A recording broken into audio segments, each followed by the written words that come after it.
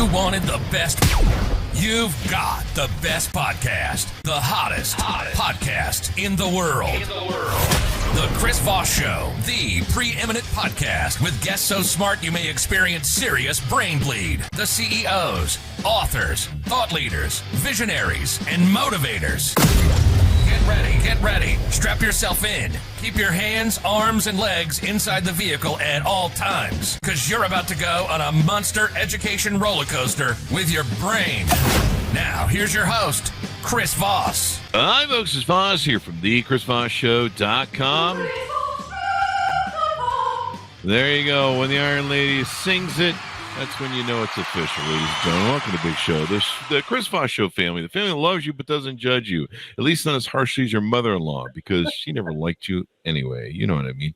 Anyway, guys, we've been bringing you for 15 years all the smartest people, the CEO, the billionaires, the Pulitzer Prize winners, all the great people who write the greatest things. They spend a lifetime or tens of thousands, hundreds of thousands of hours, maybe a couple lifetimes. I guess it depends on the author. I think there's some Hollywood people that have done multiple lifetimes, or think they do. Let's put it that way. And they bring it to you as a concise little format we call the Chris Voss Show, and they enlighten you and brighten you. That's not a word, and brighten, but I just made it up, people. And there you go. We have an amazing author on the show. She's a multi-book author, and she has her newest book that's just come out November 7th, 2023. The Rom-Con. Devon Daniels is on the show. I tried to call her Devon, as in like Levon from Elton John, because I was actually listening to Elton John last night, and we were just playing the whole library over there. But there's some real classics on there. But Devon Daniels joins us on the show today. Thank you for having me. Thank you for coming. We certainly appreciate it as well. She is a born and bred California girl whose own love story found her transplanted. If I can learn to speak today, I'm still on Elton John, I guess. I don't know what that means. Did he ever say transplanted? I don't know. He's got so many albums and songs. There's probably one for that. She was transplanted to the Maryland shores of the Chesapeake. She loves writing contemporary rom-coms with all the witty banter and slow burn tension readers can handle. Slow burn. Her debut novel, Meet You in the Middle, was chosen as one of the best books of 2021 by USA Today. And when she's not writing, you'll find her clinging to her sanity as a mom, chef, chauffeur, and referee to 4 children, or sneaking off with her husband for date nights in Washington, D.C. Welcome to the show, Devon. How are you? I'm fantastic. How are you? I am excellent. I was trying to think of a Levon lyric I could do as a joke there. It's an Elton John callback show. Congratulations on your new book, The Rom-Con. There you go. Give us .coms, internet places, wherever you want people to follow you on the internet. People can find me for the most part on Instagram at Devon Daniels Author, or you can find me on my website, which is devondanielsauthor.com. There you go. So give us a 30,000 overview of what's inside your new book. So the Rom-Con is the story of Cassidy Sutton. She's a writer for a female-driven websites like a Bustle or a Refinery 29 type of website, women's digital magazine. And she's disillusioned with the dating scene. She lives in New York. She's frustrated with app dating, and she's seeing all of her friends, get married, move on to the next stage of life, and she's starting to feel like she's left behind. And one day she goes to visit her grandmother. It's her grandmother's 90th birthday. And she's lamenting sort of her sorry state of romantic affairs. And her grandmother pulls out a magazine that she has saved from the 1950s, which had an article entitled 125 Ways to Hook a Husband. And she says, you should use these tips. This is a great idea for you. And of course, Cassidy thinks this is ridiculous and absurd and, antiquated, old fashioned. But because she's a writer for this digital magazine, she decides this could be a really funny article that I could write. Here, I'm going to try out these silly tips and we're going to see how times have changed. And I got this idea. It's actually the list, 125 ways to hook a husband, is actually based on a true article from a 1958 McCall's magazine. Yeah, that's why I say I can't make up anything funnier than what already exists out in the world, right? There you go. And anyway, so she decides to test out these tips, thinking that she's going to write, kind of a silly article. And she decides to test these tips out on her nemesis, a guy who is the co-founder of sort of a rival website for men, who she she feels is very, chauvinistic and kind of a bro culture modeled off of like a Barstool Sports site. And so she thinks, I'm gonna test these tips out on him. He's gonna fall for all this stuff, and then I'm gonna write an expose, which really kind of exposes, his bad behavior and that of the readers of his website. And instead, what do you think ends up happening instead? What ends up happening? He doesn't really fall for the tricks, and she ends up falling for him instead. It's a really fun time. People think that it's, it has similar vibes to like How to Lose a Guy in 10 Days and the kind of rom-coms of the early 2000s. That's the feedback that I've been hearing the most so far. And it was just a really fun book to write. Really fun to juxtapose the sort of courtship rituals of the 1950s versus today, app-driven dating culture. So I just had a ton of fun with this. There you go. And what is the title? The Rom-Con. Rom-con. I'm sure you've heard the phrase romantic comedy rom-com, right? So the idea is the rom-con is she is conning him, right? This is a trick. It's a little play on words there for you. There you go. The Romance Con. Have you met my exes? No, I'm just kidding. I've seen a few. That was interesting. That magazine was it McCall's? I think it's McCall's. Yeah. It's the January 1958 issue. There you go. I've gotten my hands on one. Have you ever seen those old recipe things that they have where they do nasty thing with like Jello and gravy? Yes. You ever seen those? Yes. Maybe that could be another book where you do. Yes. In fact, there are disgusting recipes in this exact issue that I have found. Yes, there's one for like a mincemeat fig pie. It's so funny when you flip through this and you see the articles that they used to publish. I think there was a lot of drugs going on back then. There's something going on, but maybe you should do a romance novel about a gal who uses old recipes from the 50s, those nasty looking things, and the guy falls in love with her. I don't know. Or he dies of food poisoning. Yeah, you could do a thing on a married couple who off each other. More of a thriller. How's that? Yeah, that sounds like it. We'll suggest it to our thriller things. You tell us a little bit about your background for people who aren't aware of you, so we can get them up to speed. Absolutely. Yeah. So I grew up in California, in Southern California, Orange County area. I went to a USC for school. I thought I would probably end up somehow in the entertainment industry. And shortly after graduating, I ended up meeting my husband and moved across the country to Maryland. So the entertainment industry kind of got put on the back burner there, no longer being in Los Angeles. But anyways, I've been living in Maryland now for about 18 years, promptly had 4 children. And it was when I was home with my 4th child, baby, that I was like, what am I going to do next? It's a challenge to work outside the home when you have all these kids. And what can I do work-wise, that would allow me to have the flexibility I'm looking for? And so I have always been an avid reader. And while I didn't really consider the idea of writing, I did not study creative writing or anything in college. I just thought, I read so much and I frequently get kind of annoyed with the books I'm reading because I think, I pick it up and I think the idea is so great, but then I get like annoyed by the execution as I'm reading it. And I'm thinking, maybe I would have done this differently or whatever. And I really kind of just set a challenge for myself. Well, what if I tried to write my own book? What would that look like? And my husband, encouraged me to do it. And so I kind of just jumped, in. I dove in head first. And, the first book I wrote ended up being my first book, Meet You in the Middle. Was an across the aisle romance between a Democrat staffer and a Republican staffer. There you go. Yeah. And that book came out in 2021. And I had, I have proximity to Washington, D.C., so I was able to do some really interesting research there you go. About it. And it was a really fun book to write. It's an enemies to lovers trope. And it really was just a great time. That was my first foray into writing. And, it's kind of unusual and fascinating to me that I was able to really, make it work. And now I'm an author. That's what I like. All of a sudden, I'm an author now. So there you go. So yeah. was it kind of like, who was it? Was it Mary Madeline? Yes. They were models for me. There's a few kind of famous the aisle couples out there. Mm-hmm. Hopefully, it was with better looking people on James's side because I like James, but he looks like a skull all the time. And what Mary was she was hot. And what she saw in him, I have no idea. But Well, they seem to have made it work. They've been married for a long time. They have. They've been married for a long time. Story. Maybe that's the true success. Marry someone who looks like the Ghost Rider or something. He just has this thing sort of going on. But I don't know. Maybe he's really good in bed. I don't know. So there you go. That could be it. On some of the characters that you had in the book, how did you go about developing the characters, and what did you hope your readers will love about them?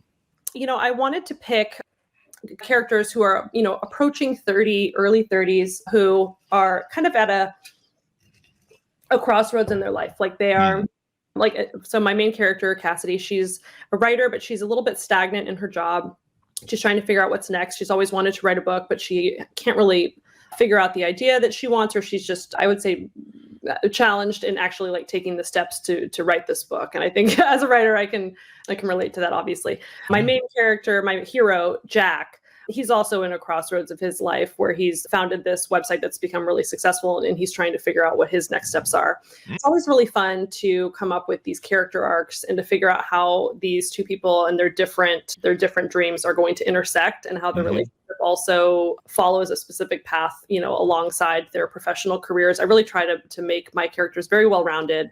Conflict isn't just a relationship, but there's also, professional aspects and also personal, familial relationships that are sprinkled in there as well. Those familiar relationships that are always getting in there and mucking up, like the joke we always tell on the show about your mother-in-law didn't like him. So how do you balance romance and comedy in your writing when you approach it? That's a great question. In fact, that's one of the biggest challenges that I have. And when you're writing romantic comedy, I have some specific rules that I try to follow, which is that to be classified as a comedy, I think you need to have a few recipe items.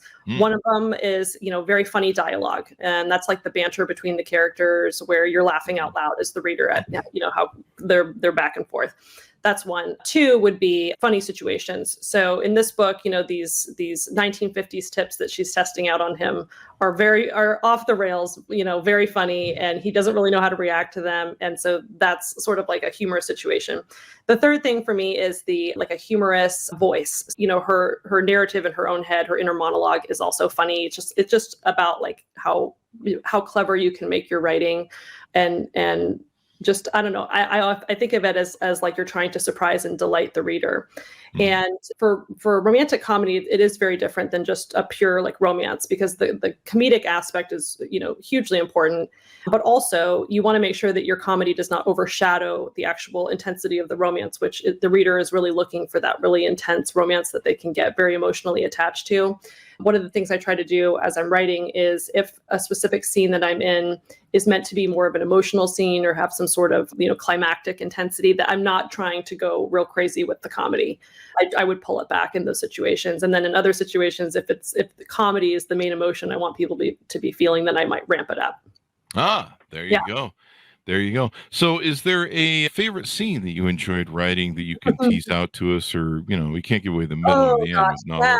There's a scene in the middle where she goes on a series of dates with him, and she decides to go on a double date with her sister and her brother-in-law, and she goes out with this guy. And it's just a comedy of errors that goes on at this double date, as she's trying to trick this guy. She's also trying to play it off, to her sister and her brother-in-law, so that they don't, know what's going on. There's a lot happening. It very much feels like a movie scene, where you have sort of a rapid fire, a lot of different people like at a dinner table, all thinking and saying different things, and no one's following what the other person is doing. I had a lot of fun with that one. Is there any handkerchief dropping scenes? Remember how in the 50s they would always, So this is very specifically mentioned in there, because that is really, that is one of the, so in this McCall's magazine, that's one of the tips. One of the tips says dropping the handkerchief still works. That's one of the how to hook a husband tips. Do you want me to read you a few? I'd love to. Yeah, I was just actually searching for him online. Okay. So the actual article is 129. I changed it to 125 for my book, but here's just a few of them, okay? Get a dog and walk it. Have your car break down at strategic places. If your car break down at strategic places. Oh, look in the census reports for places with the most single men. Nevada has 125 males for every 100 females. Holy crap. That was a place to be. How about this? Read the obituaries to find eligible widowers. I think there's women still doing that now, maybe. I don't know. I've got some more for you. Hang on. I actually pulled up the PDF. This is funny as hell to read it. Okay. And the sort of the interesting thing about writing this is that some of these tips are actually legit. Like I would say, some of these are smart, and I think you could still use today. Others not so much. For example, be friendly to ugly men. Okay, I was just reading that. I was gonna say that. Be friendly and ugly men. And there was one about here that I liked that was about a wallflower. It says like cultivate those wallflowers because you might find a diamond in the rough. And I kind of like that, find a shy guy. So walk up to him and tell him you need some advice. That's a good one. There you go. Number 3, here you go. Dropping the handkerchief still works. I'm going to go put the number 17, be friendly to ugly men, in my Tinder profile photos. How about this one? Stand in a corner and cry softly. Chances are good he'll come over to find out what's wrong. So I had a lot of fun trying to figure out how to incorporate all these tips into the book. I mean, obviously I couldn't get 125 into it, but had them really sprinkled throughout. And my main character, of course, is trying to figure out what are the ones that I can really do to this guy to throw him off. And, of course, getting to write like his reactions to these just absurd things that she's doing, it was also a lot of fun. So there you go. Number 33, carry a hat box. That gets me every time. How about 34? Wear a Band-Aid because people always ask what happened. There's just the dropping the handkerchief number obituaries and widowers. There's a bunch about that. What is this one? 58. Get a sunburn. I mean, I don't get it, but I'm curious about it. I guess, yeah. Order your steak rare. Number 45. Laugh at his jokes as opposed to what? Crying. I mean, I think that's pretty good. Flatter him, ask him for advice. Yeah. This one I used in the book in a key scene. Accidentally have your purse fly open and scattering its contents all over the street. I mean, these are very fun, meet cute suggestions.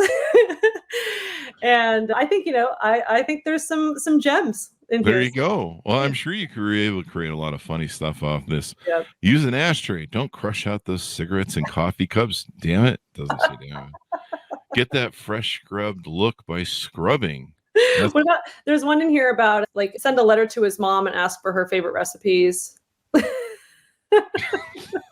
See, now if that happened nowadays, I'd be like, we need to check up on her.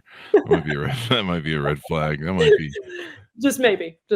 There you go. That is funny. Send his mother a birthday card. Okay, there you go. These are hilarious. Yeah, they're all very entertaining. And the way I came up with this idea to begin with was this was a viral Facebook post. So there was a woman who had gone to a garage sale. She found a stack of old magazines. She bought them and brought them home and was flipping through them. And she found this article and she took photos of it and put it up on Facebook and it went viral. And so I saw this, years ago. And I kind of made a note of it mentally. And, there are thousands of comments on this post because all these women were sort of debating, which tips were good, which were not, would any of these still work? How would we make them work today? And it just, anytime I see something like that where people are kind of debating, I know that that's an interesting and meaty topic, that I can use for a story. Turn wolves into husband material by assuming they have honor. I put that one in the book because I loved that one. Oh, did you really? Yeah, that was one of my favorite ones. That's kind of mean calling us. Wait, hold on. That's probably my thing. It's always the Beauty and the Beast. That's the number one woman fantasy. Beauty and the Beast. Change that beast into some sort of beauty or whatever. That's right. Land him. So how do you feel the romance genre has evolved? I mean, clearly it's evolved from the 50s, but oh my goodness, I grew up on Danielle Steele. My own grandmother was passing Danielle Steele's and Nora Roberts on to me, and that's what a lot of what I grew up reading. And then back when I was in college, which was the early 2000s, what was big was chick lit, and it was Bridget Jones's Diary. Oh, okay. And Confessions of the Shopaholic. I don't know if you remember that series. There was a lot of these, what they call chick lit. And then it kind of, I would say, evolved into what we would know as a contemporary romance today. And contemporary romance is really just a huge genre, and it's so popular, and it's gotten even more popular in the last few years. And it's the best-selling genre in all of publishing. Women cannot get enough. I mean, men as well, but mostly women. And it's a really fun genre to write in. I mean, it's just, there's so much interesting topics. It's not fluff. Women are writing about all kinds of things, different issues, health issues, where they're, incorporating that into stories. And so I think if you are, have particular things that you're looking for in romance, you can find it. You can find it. Mm-hmm. There you go. There's even one on here, 88. Learn to sew and wear something you made yourself. I love it. So you can't get off of these tips either. And this is the thing. I was constantly referring back to these tips. And then when I was doing research, I was like, I'm going to find all the tips that I can. And there's a ton of lists like this out there. This, especially if you're a woman, you grew up reading like these Cosmo magazine, how to entice women. Yeah. And so I pulled like all these interesting lists into my research. And there was one in particular, I put it up on my website. It's called Things to Do with Your Hands That Men Like. Okay. One of them was frolic in his chest hair. Like there are so many silly ones on this particular list that I had to incorporate a bunch of those as well. Some of these things are just like, how did this ever make it to print? I don't know. Along with the recipes, like how to mix meat and Jell-O. Right. And you're like, yeah. What the hell, man? So there you go. Well, it sounds like it's much safer than eating some of those recipes that you find in the magazine to do the thing. But evidently romance is still alive. And people are still buying books and killing it. Anything coming up in your future as some authors are? Yeah. Go ahead. I'm working on my third book now. There you go. And, I'm a bit of a slow writer, so it's a slow process for me, but it's going to be a beachy, summery romance. And I'm really looking forward to that one. It's a little bit different. It's a second chance romance, so a couple who had been together in the past broke up and are forced back together, and we'll see what happens. There you go. So I'm having fun with that. And that's really it for now. The beach books, the beach reads. Yes, beach reads. Yes. Yeah. Women love those things. They love it. I love it too. I love it too. Everyone wants a great beach read for a vacation. And that's what I'm going to be writing this time. There you go. Plus, you got to have something to read while you're watching the pool boy. So there you go. Give us your final pitch out to readers on picking up your book and reading. Final pitch is you will laugh your butt off. You will have a smile on your face the whole time you read this book. I think it's so much fun. It's got a really, really great and intense and emotional romance, as well as just being completely hilarious. And I think that every woman is going to be able to see herself in this book. If you are my age, I'm 40. If you're, dating in the dating scene, if you're, a grandmother who's 90, you will have something that you will love about this book. So I just hope you pick it up and have a good time with it. There you go. Well, it's been fun to have you on the show. Give us your .coms too, so people can find you. All right. So you can find me on devondanielsauthor.com. That's my website, and all of my books are, available for sale on there. Or you can find me on Instagram at devondanielsauthor. That's the best way to get in contact with me. There you go. Thank you, Devon, for coming on the show. We really appreciate it. Thank you so much for having me. I had so much fun. There you go. Thanks to my audience for tuning in. Go to wherever you can find the best books on the internet. Ordered up The Rom Con. Available November 7th, 2023. Thanks to Devon for coming on the show with us. Thanks to our audience for tuning in. Go to goodreads.com/Chris Voss, linkedin.com/Chris Voss, youtube.com/Chris Voss, Chris Voss, facebook.com, and Chris Voss 1 on the tickety-talkie. Thanks for tuning in. Be good to each other. Stay safe, and we'll see you guys next time.